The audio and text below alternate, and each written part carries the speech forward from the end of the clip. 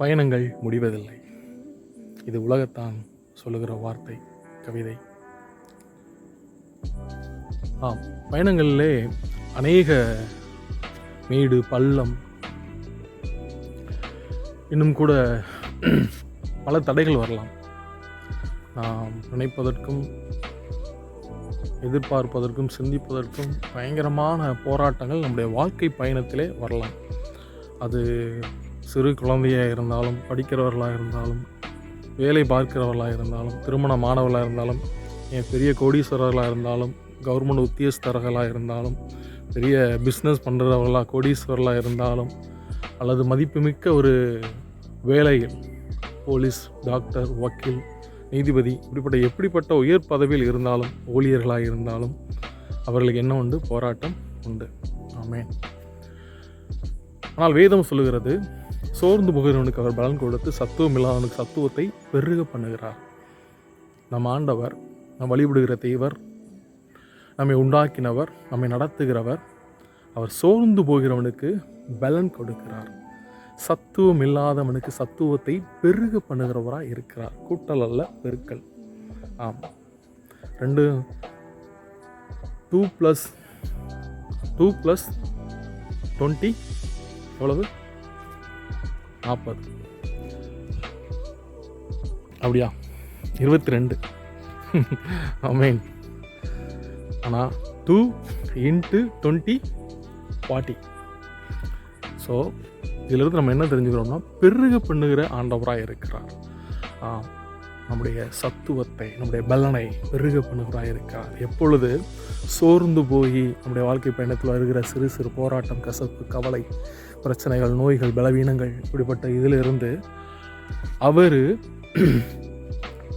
நாம் சோர்ந்து ஒரே இடத்துல இராதபடிக்கு நாம் எழுந்து நடக்கும்போது நாம் அந்த நடைகளை, அந்த பயணங்களை வாய்க்க பண்ணுகிறார். பலன் தருகிறவராக இருக்கிறார். சத்துவம் தருகிறவராக இருக்கிறார்.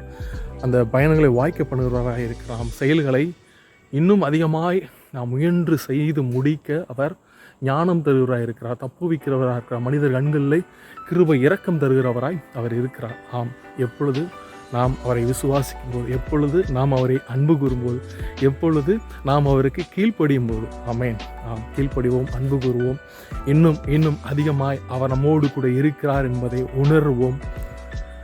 உணர்ந்து கொள்வோம், பேசுவோம், ஜெபிப்போம். கர்த்தர் அப்பொழுது நம்மையும் நம்முடைய பயணங்களையும் ஆசீர்வதிப்பார், நித்திய ஜீவன் என்கிற பயணம் வரை. ஆமென். ஹல்லேலூயா. God bless you all.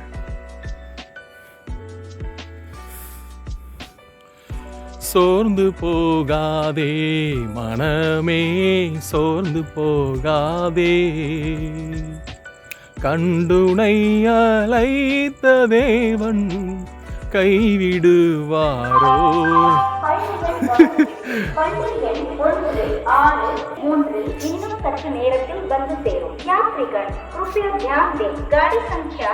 கண்டுன்னை அழைத்தவர் கரமதை பார், உன்னை கைவிடாதிருப்பார்.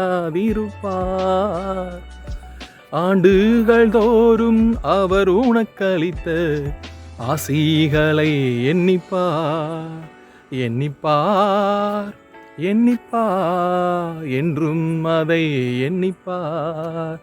காப்பார், உன்னை காப்பார், காத்தவர் காப்பார், இன்னும் இனிமேலும் காத்திடுவார். கலங்காதே மனமே, காத்திடுவார்.